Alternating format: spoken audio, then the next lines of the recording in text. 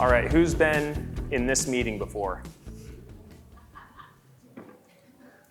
You probably can close your eyes and picture an asset manager, no offense to any asset managers in the room here, of saying, well, why aren't we just putting all our money in this bucket? This is the one driving all the results. And I know that I've had these thoughts, we've all had these thoughts, and this is really what we're trying to solve for, is how do we understand more about the journey, long, complex journey that people take before they lease an apartment. So I'm Andrew Cederlind, the president and COO of Conversion Logix. We're a digital marketing provider. We also are building out a technology platform called CLIQ, where we are housing a lot of this information and hoping to demystify why does one property perform at 84% occupancy, the other one's 96%, same market, similar budget, same size. And I think we've all had this experience where you have a property that's just crushing it and you go, okay, let's just lift and shift and we'll do the same thing and it should work, right? The recipe's the same market, same everything, and it just doesn't work. And sometimes it's a marketing problem, sometimes it's a on-site problem, but really what we're trying to solve for is how do you unify those and make them both perform. So we've all talked a lot about the market, I feel like, in general over the last year or two, and tons of new supply, longer, more complex journeys, rising costs, tighter budgets, AI search, AI overviews, and then of course, the demands of, okay, where is my money actually going and is it doing what it's supposed to do? And so we set out to answer the question of what's the difference that makes the difference? So you have one property at 84, one at 96. What's the difference that's actually making the difference there? And so we're talking about blind spots today. So obviously reporting is a big blind spot that we have. And so there's a gap from the reality and then what we all look at. And we heard of this a little bit yesterday, right? Property website and just disconnected systems. And so blind spot number one is the invisible journey. Tracking people, it's hard, and it's actually getting harder, right? All the cookie banners and privacy policies and things that we have to navigate now. And so that's issue number one, blind spot number one, I should say. Blind spot number two is that the way we measure and look at last touch, or pick the attribution model that you want, W, U-shape, time decay, it's all outdated, and it's all based on deciding a number. Oh, this is the way I'm just gonna say this gets 20% of my attribution, even though it could be 0 or it could be 80. And then the third is that every platform serves itself, right? Google says, hey, just give us all the money. We've got PMax now. You don't even need an agency. Just do it all, right? You don't need marketing people. Same with Meta. Everyone has their own system, but the problem is they're all serving themselves, right? We've all seen how much cost per clicks have gone up on Google over the last 5 years, and they're going like this. Google's stock price is also going like this, coincidentally at the exact same rate. And so really what we're trying to do is say, how do we break through all these different blind spots and try to give a little bit more visibility into what's actually happening? And so we traded this kind of conventional model into a more holistic model. And what we did is we built our own attribution model that for the industry term is media mix modeling. And what it does is it pulls in all the information about the spend, the impressions that you're getting in front of users. And we can see that the dark last touch model that's kind of Google Analytics 4. The light lavender color is our model. And you can see here that you've got paid search, and really organic search is always at the top right, but you can see how much is getting over-credited to last touch versus some of the other more awareness, call them assist strategies, right? I saw a display ad and then I went and did a search. We all know this happens, but you could never really tell and see before. And so the other thing that we all have to consider, the market, right? So you've got starting rents, what's your competitors' occupancy, what's your rent premium versus them, occupancy, comp exposure, and the concessions. These things all matter. We have to look at them. And I mentioned this yesterday. A couple years ago, we never really had to think that much about the market, and now it's like it feels like it's all you ever think about is what's everyone else doing, and where are we better or worse, and how can we maneuver this? And so we kind of closed the gaps in the reporting with this model. And then the next step was, okay, if we were using this old methodology that said these were the channels that were giving us all the conversion activity, now we found out, there's these other channels that are helping us, and the competitor set plays a role as well. We wanted to say, what happens if we allocate budgets differently than we used to? And so we tested a smarter way to spend. So what we did is earlier this year, we ran a 3-month pilot with 53 properties all across the United States, and we did daily cross-channel, take from here, over here, no budget increases. And so the KPI that we were focusing on was conversions per dollar. Can we get more conversions for the same money by looking at a more holistic way of understanding the performance? And so kind of the three things that stuck out, because we have to have three, is that last click is rewarding the wrong channels. And so you can see up here at the top, one of the highest, actually the top conversion path is the display to organic search path. And that's something that you just never would, everyone sort of intuitively knows it, but being able to see it in the data to say, oh, if we had done what Google Analytics says and put all our money in paid search, yes, that number will go up, but it actually would be less efficient per dollar. It's a less efficient dollar to spend than doing it this way. And another awareness strategy that popped up everywhere is YouTube. And so again, it's that funnel we all fully understand, but somehow when we look at our reports, we just take the reports for what they give us and don't think about the actual complex journey that goes into it. The other thing is that there's no right mix. Every property won in its own way. And so we had 53 properties, as I mentioned. We did 5,883 budget changes, average of 111 per property. And so we're going through and making these changes. And these aren't even very significant changes. It's really just these micro adjustments, because when we can see and understand how it's performing, we can make a little one, we've all seen the graph of 1% improvement every day compounds into a lot. It's kind of the same idea. And so we saw a 26% increase in conversions per dollar when we did these micro movements on the pilot program for the ones in the program versus not. And then the other insight is that the market does matter a lot. And so two things is that tailwinds, obviously help. But the benefit is when you understand where you sit in the market, and for us as a digital partner, we want to be able to, okay, we've got a heavy tailwind going right now, let's pull back. We don't need to spend this money. And especially when you look at a portfolio, you might have a budget at a certain property and you might have to go over that budget. It's nice to be able to go and find a different property and then be able to pull that back. And so specifically soft competitor exposure, and then affordable rents is the number one driver. That's the biggest driver, which I think makes sense. And then from a headwind side, it's the heavy competitor concessions. We could see how much their concession was affecting the performance, and we could see the above market rents, how much that was affecting. And so sometimes you're making a decision between, okay, am I going to go with the concession or am I going to go with the pricing change? And how do I market it? Being able to see and see how the market's reacting to the rent price versus the concession helps you make a better decision. And so one property that we had was a lease up in Phoenix. Phoenix is one of those markets. And it has that 13%. So we took a look back and when we looked at all the data and we said, okay, social and display were getting severely underlooked, or they weren't looking at them and saying, okay, they're getting undercredited in the data. And so all we did was we reallocated more money toward these awareness strategies, and we saw a 36% increase in website conversions, 3x more post-view website visits, and returning visitor conversions. And so we really spent way more on these awareness mid-funnel consideration level strategies, and saw a huge result at the bottom end of the funnel as well. And so kind of the big takeaway is that we all have our blind spots, right? We have our sense of here's what I should spend at this property in this market, and here's this is the way that it should be done. And I'm going to put this much money in eyeglasses. I'm going to put this much in Google and this much in Facebook and whatever it is.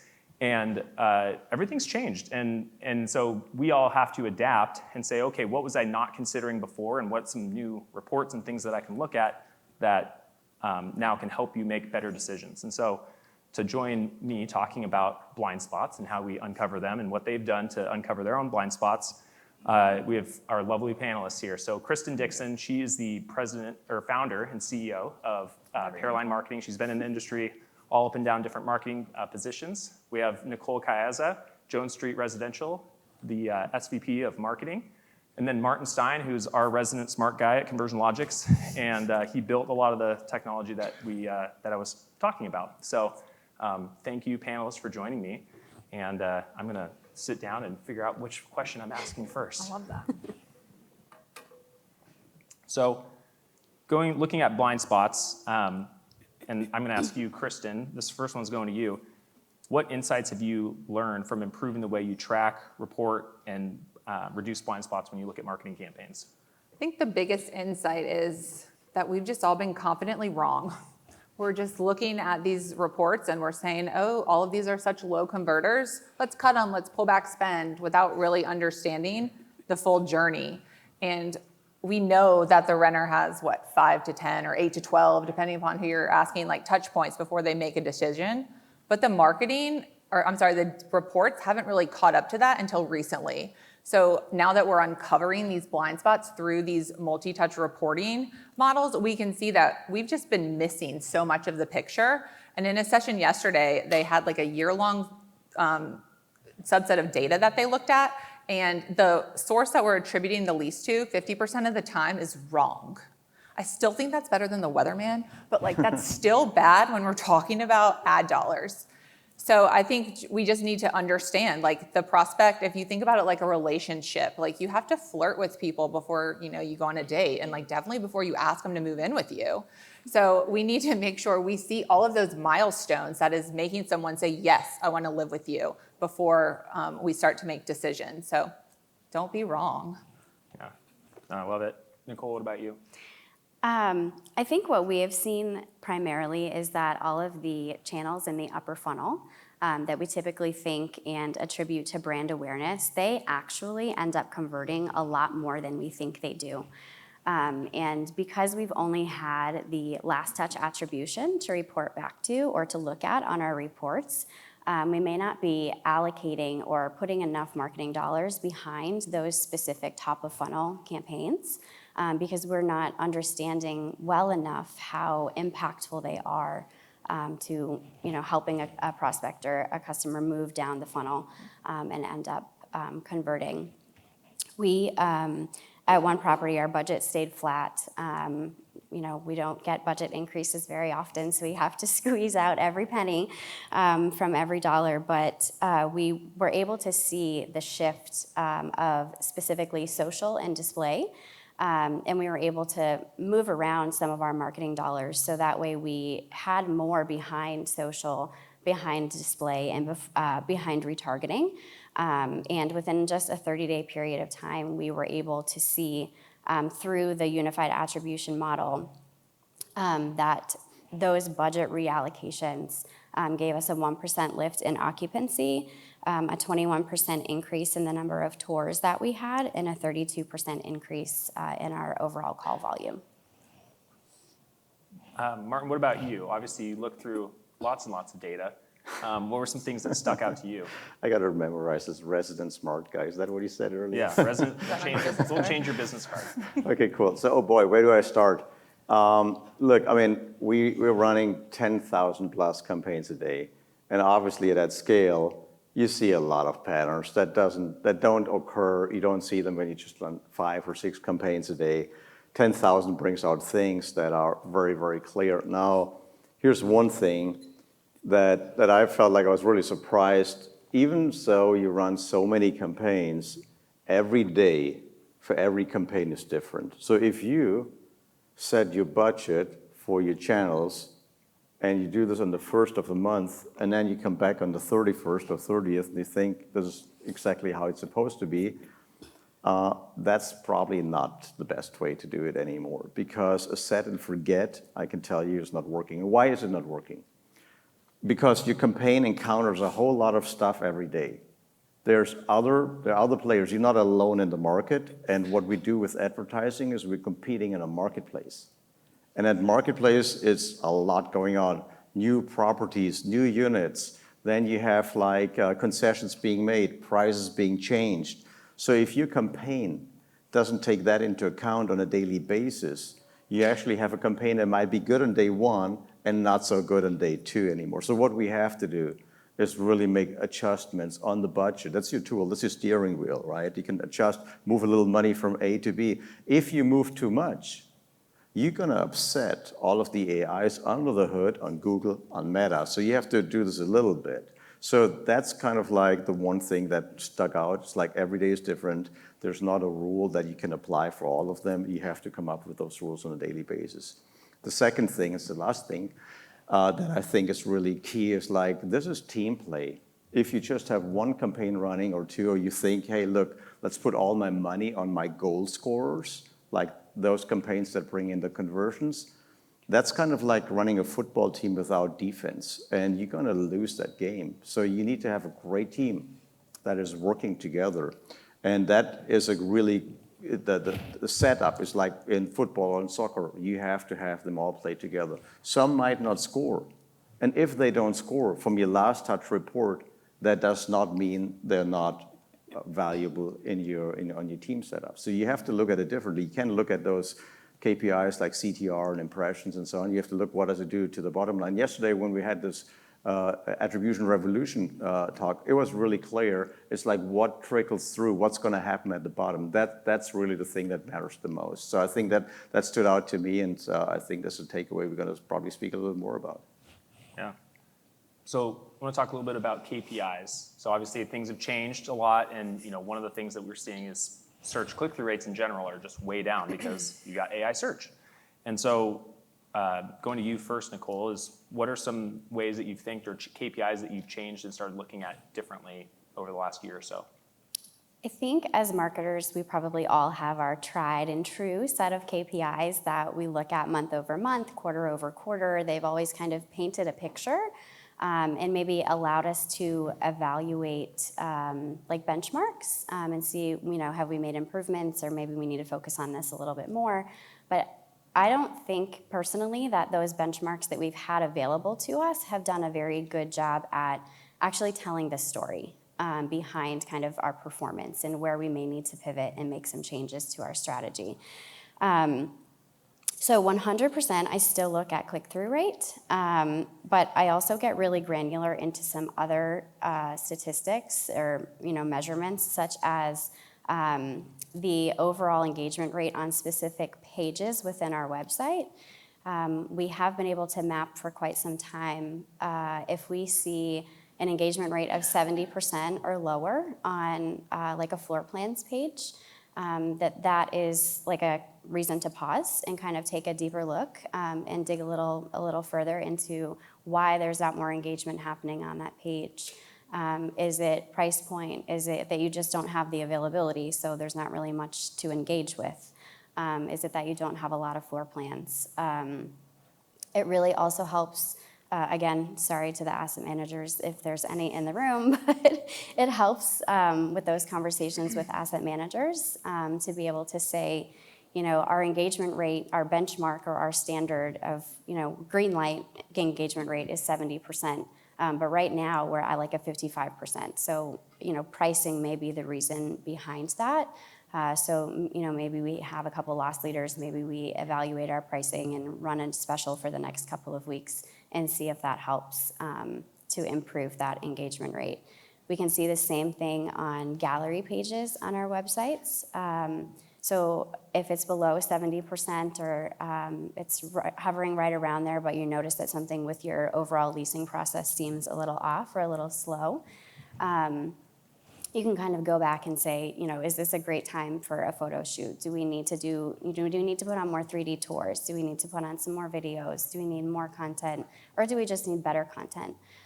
So I think getting really granular and not just looking at the metrics and the analytics of your website as a whole, but really the pages and the information within each website can tell a much bigger story about the levers that you can pull to help influence and convert more of your leads into leases. Yeah, that's great. I think, website engagement rate and just the way people are, it helps you uncover so much because, they're bouncing off. It's like, they sell something they didn't like. That price is too high, I'm out of here. What do you think, Kristen? I think it's important to look at the OG numbers that we've always looked at, but I think there's been a big shift in looking at those volume metrics like impressions and clicks and everything that we sell to ownership or asset managers, whoever it is, that, the campaigns are killing it. Look at all these numbers. And then now we've shifted more from those volume metrics to the action metrics that Nicole was talking about. Like, what is that engagement rate? And then digging even deeper, like, okay, floor plans page, they're coming here, there's 70% engagement rate. Let's look at the campaign, look at the keywords, and see which of those campaigns and keywords are bringing the high quality traffic that I want. But of course, got to look at CPC and CTR because you just have to, because that is the benchmark to know if your campaign, you don't want to overspend, right? So the one thing that both of those have in common, we have click-through rate and cost per click. Yeah, clicks don't sign leases. So I'm not super interested in looking at those numbers that deeply if I see the clicks go down or website visits go down, but I still have key events and post-view conversions on the up and up. I know we're going to start to see those conversions in the bottom line. So stop counting clicks and start counting commitments. Put a ring on it. Martin, what about you? We have a new, we started looking at a new KPI. Of course, I don't know why we keep inventing KPIs for ourselves, but the new one, conversions per dollar. So tell me about this and what you think about it. We have one more even. I'm going to start on with incrementality, and you just said it, Kristen, bottom line. And so you have like those KPIs we're all working with for a long time, impressions and so on. And I think if you look at the action part, right, what really matters is like Google coined this term a while ago, or is using it, and I actually like it a whole lot. And I just happened to watch one of the Google videos the other day, and they're like, incrementality is really the most important thing. And I go like, that's exactly right. And what does that really mean? And do you know you're advertising incrementality? So what that basically means is like, look at your customer journey. So you have customers, prospects going on, seeing a campaign, an ad display campaign, then a social campaign. And we can track that, right? And then they might go to the website and they might convert.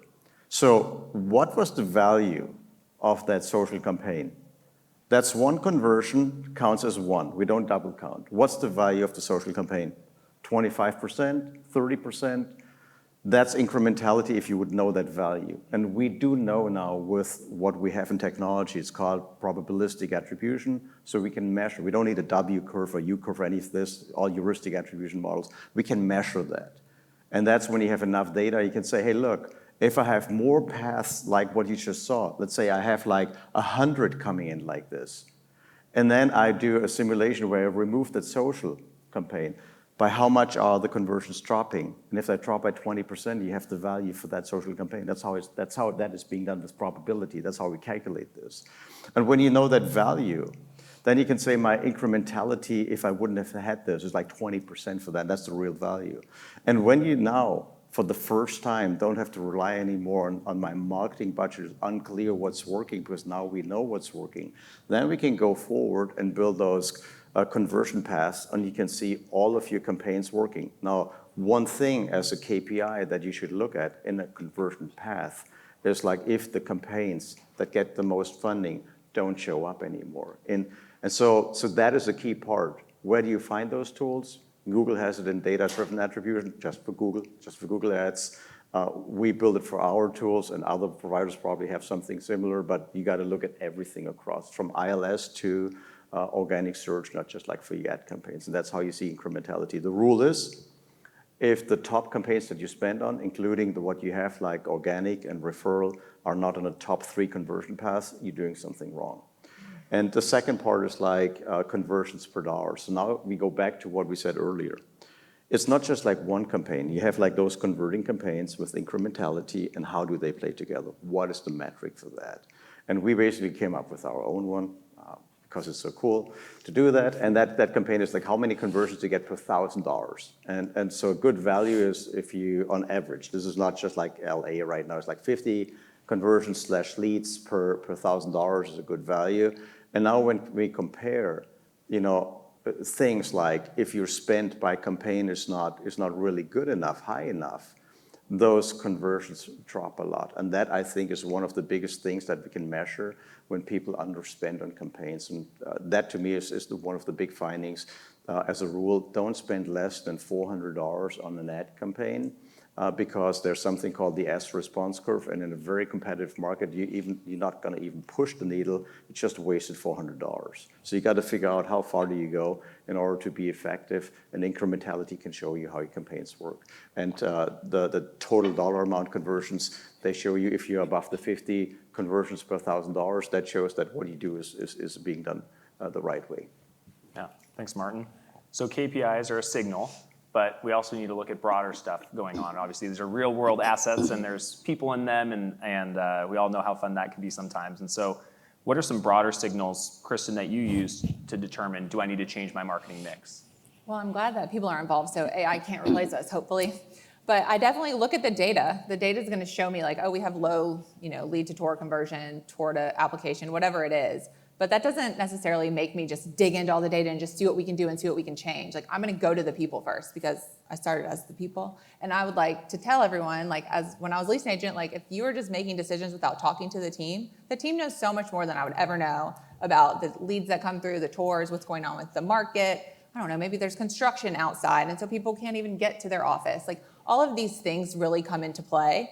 But the vibes also have to be right with the team. Like, I am on so many calls with teams, like you can hear when like asset management is putting the pressure on them and they're getting frustrated and they're just like pounding you with Teams messages like, what are we doing here? What are we doing here? I'm like, oh my gosh, we can't just change this every week.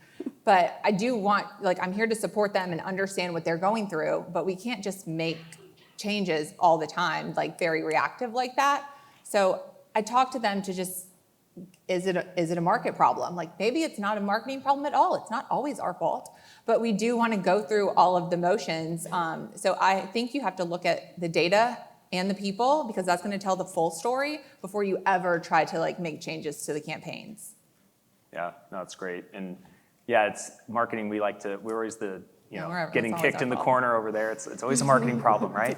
Right. Even Nicole, fee what do you transparency. think? I totally agree with Kristen that we have a trust and verify process based on our site teams and their feedback and what they're saying.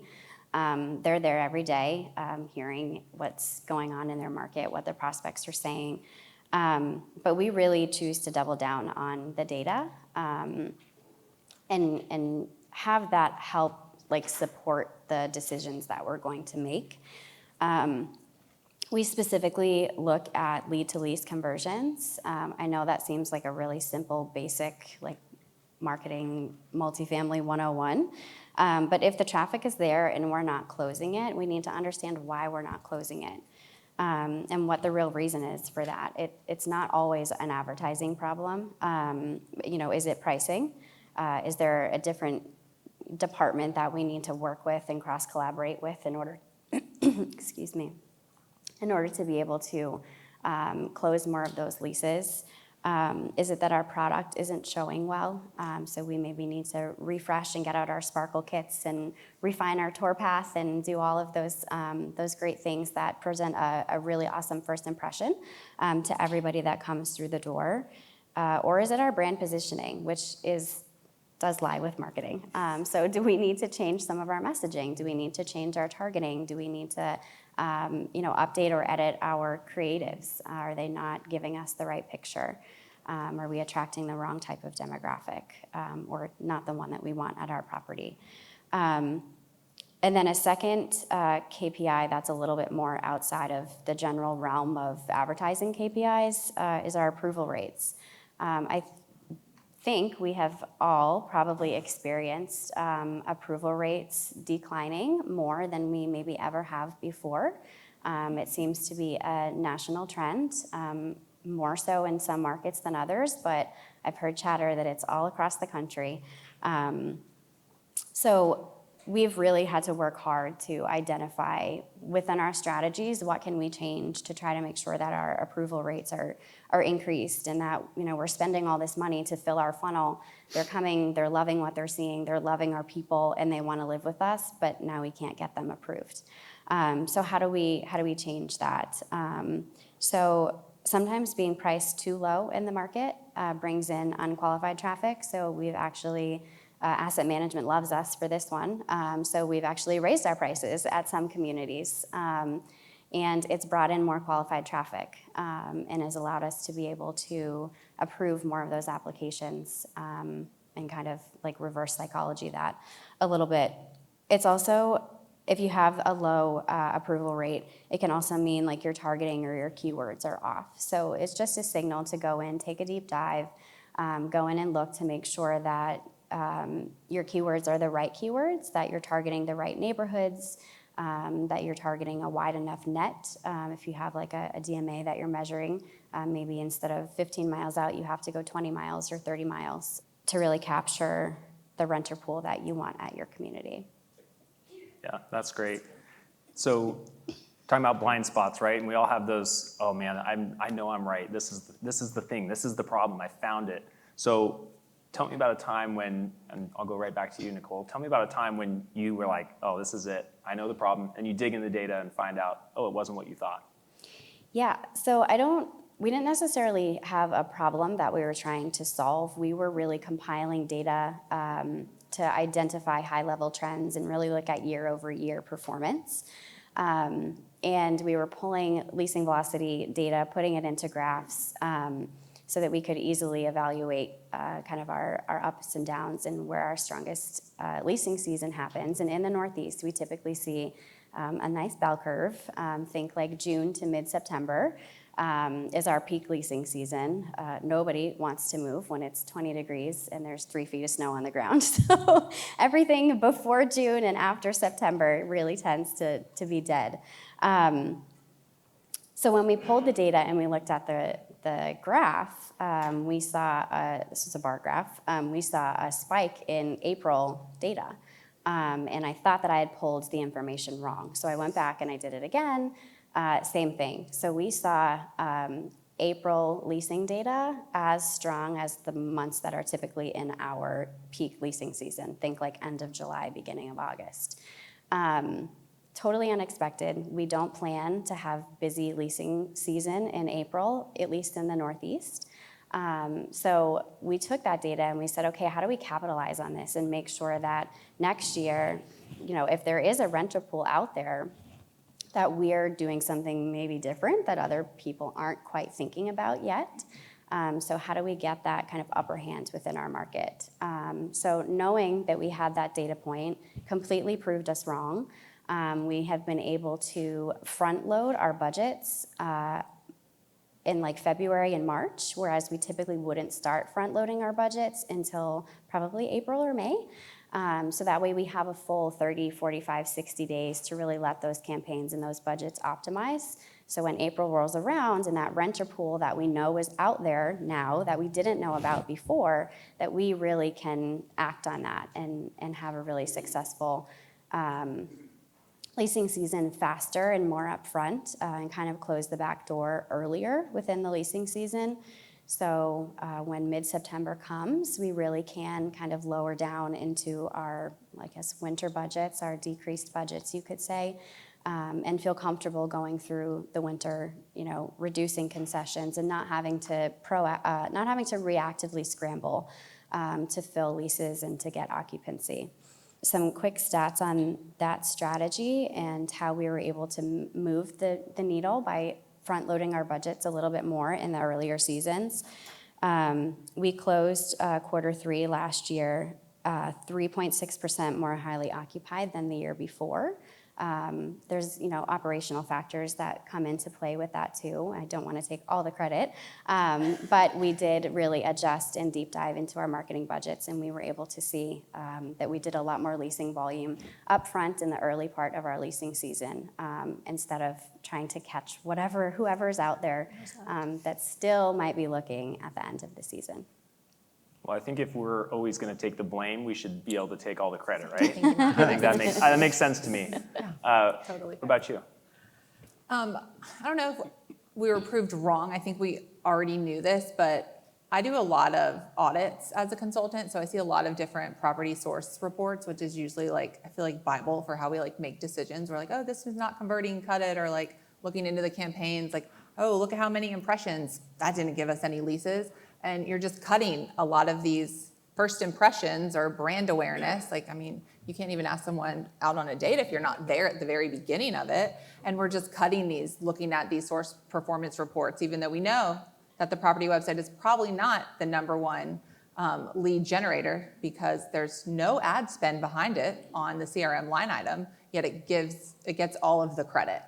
And that should show up in paid search, paid display, paid social, apartments.com, Zillow, all of these things. I don't think we realized that ILSs that used to be conversion sources, they are now more happening at the top of the funnel. They're not brand awareness because, they're looking, but it's very top of the funnel. And so I think just now being able to see this multi-touch, it's like, yeah, they got to the website, but look at all these other things that happened first that they wouldn't have even known about the website. It's not like all of a sudden the URL just dropped in their head and they were like, oh, .com. Like, no. So now seeing it with the data, we can see that it's not the website. The website is the hero at the end of the day, but like it's not the hero of your advertising. And so I think just making sure that, we're looking at that full courtship that we're doing with our prospects and not just looking at that last touch. Yeah, I think the inception advertising is probably Meta's next release in next year. So Martin, you obviously, you probably had some preconceived notions going in when you are analyzing and looking at all this data, all these campaigns. What were some things that you thought, oh, this is what I'm going to see, and it surprised you? Exactly. So obviously I would have expected to see a lot more paid search doing really, really very well. And I saw that actually display advertisement that we often don't see getting credit because it's hard to measure. So we spoke about this also yesterday in Attribution Revolution, that what you usually get credit for, it's a flaw in the system as well. It's not only the 50% you saw yesterday, but also what you see there is like, it's clicks that get attributed. How about impressions? How about if you just look at something and you don't click, but it influences you the day after and the day after? That's called an ad stock effect, and we measured ad stock effect. So that's the credit you reap, the rewards down the road. You might not even spend the next day anymore, and display advertising is doing that. So it's amazing because it's not the URL that have you, but it's the brand, the display, the advertisement that you remember. You go like, oh wow, yeah, I saw this the other day, and now you're gonna get hit with another advertisement, and you're like, yeah, look this. And so that was the first touch. That was the first step. But if nobody clicks on that, nobody would give you credit for this, and it would disappear in your reporting, and you would tend to underspend on that side. That's a really bad thing. Now, the good thing, if you're aware of that, is that display advertisement is probably your best NOI tool. And you know why that is?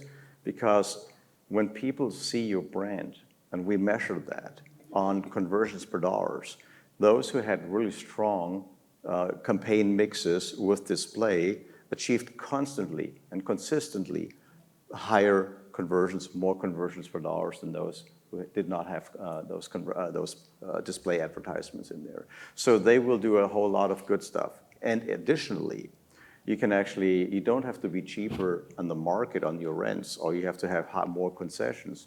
What you can do actually be market price or 10% higher. If you go much more than 10% higher, that was another surprise. It's like, then you drop off. Then you do yourself a big disfavor if you really raise your prices 10% market price plus. That's going to be a very critical thing. We saw that drop off, and that's dramatic. You go from 70 conversions per $1,000 to 30. You halve this just by having a great campaign, but you just doing the wrong thing on the pricing at this point. Yeah, thanks, Martin. Yeah. So as we wrap up here, what are some action steps that people can take away that can help reduce or eliminate blind spots that they might have? We'll start with you. Okay, great. I would say give your CRM the love and attention that it deserves when you're setting up your tracking. So I think so many of us, we set up our tracking and routing maybe not as granularly as we should be. Because we're limited maybe in the amount of tracking strings and unique sources or a DNI tracking phone numbers that our CRM provider gives to us. If that's the case, push for more, don't give up, don't stop asking for it, or find a way to partner with like one of your vendor partners who is able to offer that for you. Because you need a lot when you break down your campaigns to a very granular level. So if you have one unique like lead tracking for paid display, paid social, retargeting, YouTube, so everything that's different that is a source that could bring a prospect to you, we want to be able to understand that whole journey and not just lump it all into like a Conversion Logix line on your source report.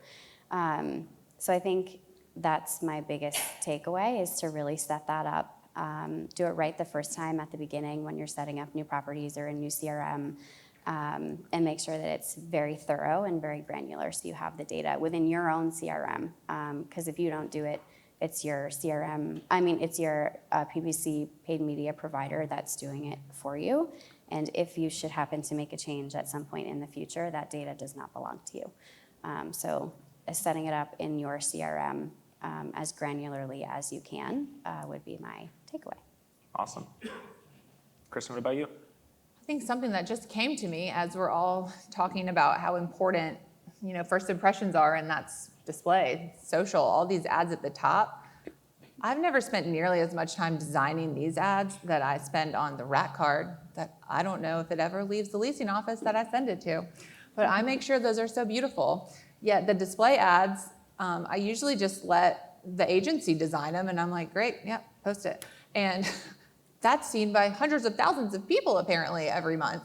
And we should really pay attention to that. Like if that's your first impressions, like you don't want to be wearing last year's outfit. Like you got to keep those fresh, and you should make sure that, you're repurposing your social content.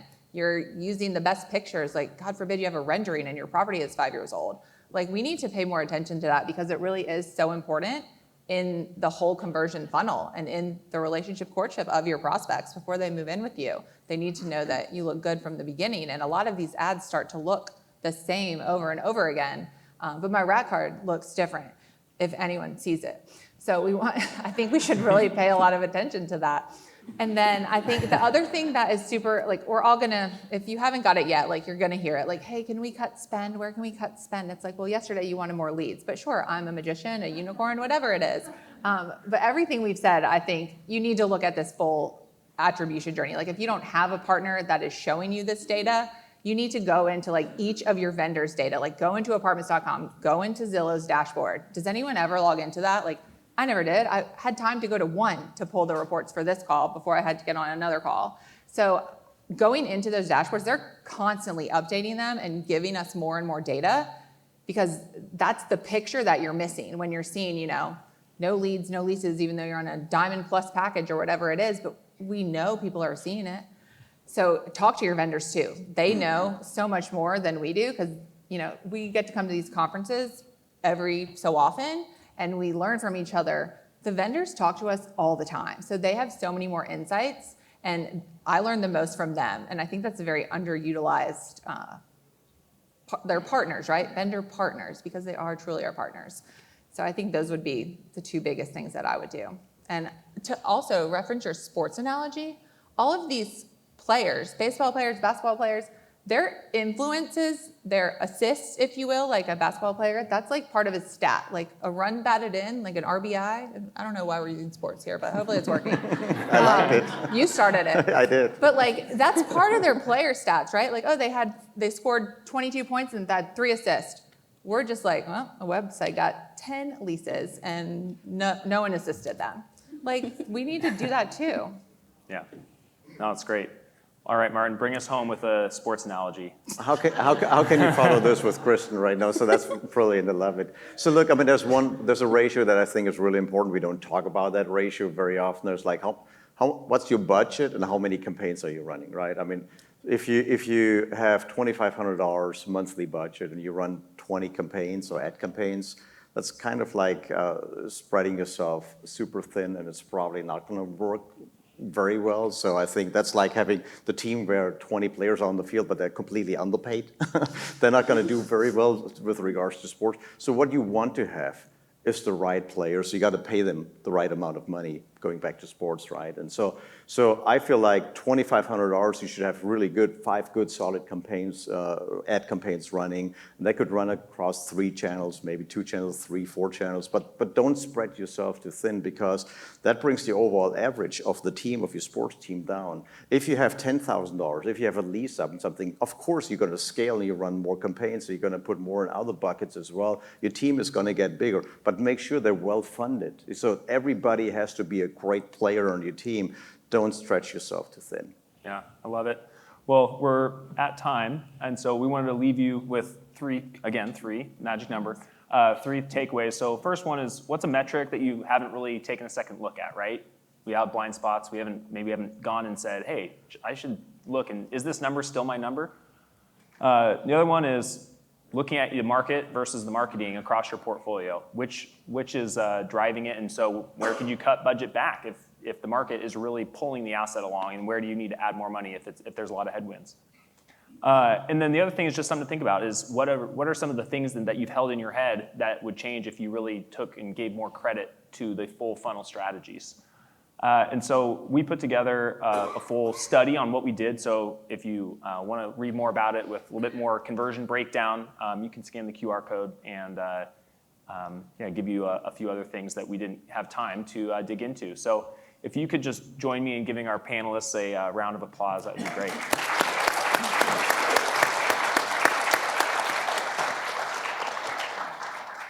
And so we'll stick here for a couple questions. I know there was a couple questions in the app that I'll pull up here, and then we can ask a couple questions. So the first one's to you, Martin, resident smart guy.